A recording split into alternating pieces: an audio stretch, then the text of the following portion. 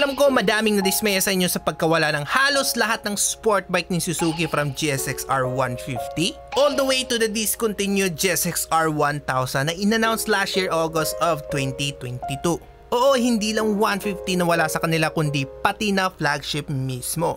Parang nantitrip lang itong si Suzuki kasi nagpahinga lang sila ng isang taon and then naglabas ulit sila ng latest 2024 model GSX-R 600 and GSX-R 1000. Kalma lang muna dyan Mad Dids dahil color updates lang ang nabago dyan. But still, it's a good sign na may interest at resources pa si Suzuki sa kanilang sport bike lineup, which lead us to the potential brand new sport bike platform.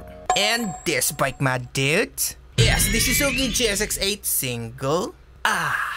Oh yes, na-miss ko mag-catchphrase. Anyway, like the name suggests, ito yung magiging fully faired variant of the Suzuki GSX-8S Sport Naked. Kagaya ng ginawa ni Honda sa CBR 650R, Yamaha R7, and even ni Kawasaki Ninja 650 na mga mabisang cost-effective na motor. Which are literally tinapalan lang ng plastic at wala nang masyadong binago sa makina, frame, chassis, and etc. Para na rin hindi ka na magreklamo pa sa presyo.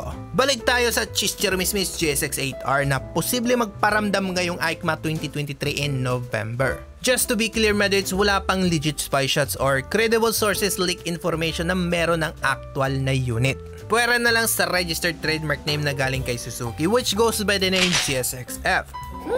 Sounds like family to me Madids. GSX-F, wala nang ibang paggagamitang derivative model nito ang Suzuki kundi ang bago nilang GSX-8S. The only problem was hindi pa rin siya GSX-R.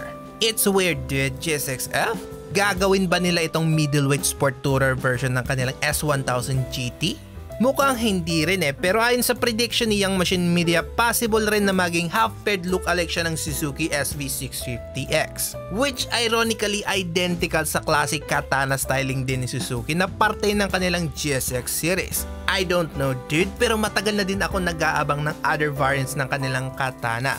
It would be nice rin sana kung eto man ang maging direksyon ng motor na to since pareho-pareho na yung minamarket nila sa atin. Pag nagkataon silang dalawa ni Yamaha XSR 900 DB40 ang magtataktakan in terms of half-paired classic sport bike styles of the modern era. Kahit alin man sa dalawa, sports or sports tourer, basta i-push ni Suzuki at magkaroon man lang sila ng something na refreshing. Hintay na lang natin Madids, total halos taon-taon naman sila naglalabas ng bagong motor. And hopefully it's a sport bike this time. Kung may mga katanungan ka pa Madids, comment mo na lang yan sa baba. And as always, toodaloo Mad Dudes!